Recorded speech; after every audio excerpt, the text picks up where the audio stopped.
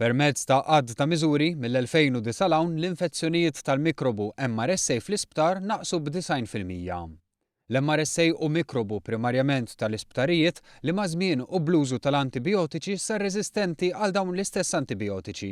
U għaldaqstant l-infezzjonijiet ikkawżati minnu huma serji ferm u jista' jkollhom konsegwenzi serji, saħansitra fatali. F'konferenza tal-aħbarijiet, il-Ministru għas-Saħħa Chris Fearn spjega r-relevanza ta' dan ir-riżultat. Fl-2009 Malta kellha l-ogħla rata fl-Ewropa ta' MRSA. Kienet għoli ħafna meta konna St. Luke's, meta ġejna Malta Day, sfortunatament ġibniha magħna u kien hemm ukoll rata daqstant għolja fl-2009.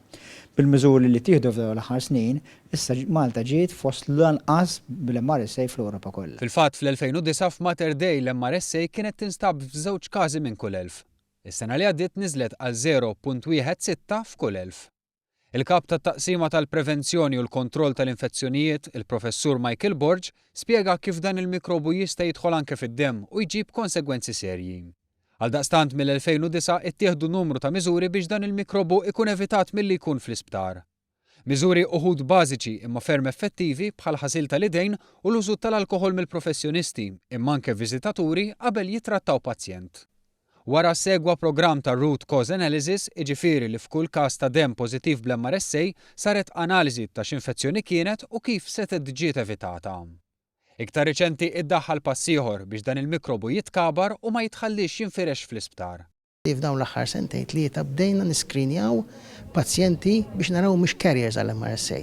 Meta jidħol pazjent f'ward ta' mediċina, kirurġija jew ortopedija, noħdu l-swab minn hemm nieħru u minn hemm jekk ikollok l-MRSA ħankabruh. Jekk inkabru l-MRSA, dan mhuwiex xi ħaġa kbira, intuk creams, intuk sapun medikat biex inneħħulek l-MRSA minn fuqek. U jekk inti tneħħel l-MRSA minn fuqek, allura ir-riskju għalik u l-pazjenti oħrajn jiġi eliminat. Miżuri oħra li ttieħdu kienu l-kampanja biex ma jinbjawx u ma jittieħdux antibiotiċi mingħajr bżonn u preskrizzjoni tat-tabib u t-tnaqqis fl-iffullar fl-isptar. Bekk il-mikrobu ma jkomplix irabbi reżistenza u ma jinfirix. Kien innutat kif dan kollu u frott ta' ħidma koordinata tal-ħaddiema kollha fl-isptar, ħidma li talbet anke l-partiċipazzjoni tal-viżitaturi. Il-professur Borge tenna li l-isfida ma taqafx hawn, kif hemm mikrobi oħra li jistgħu jkunu saħansitra iktar perikolużi mill-MRSA.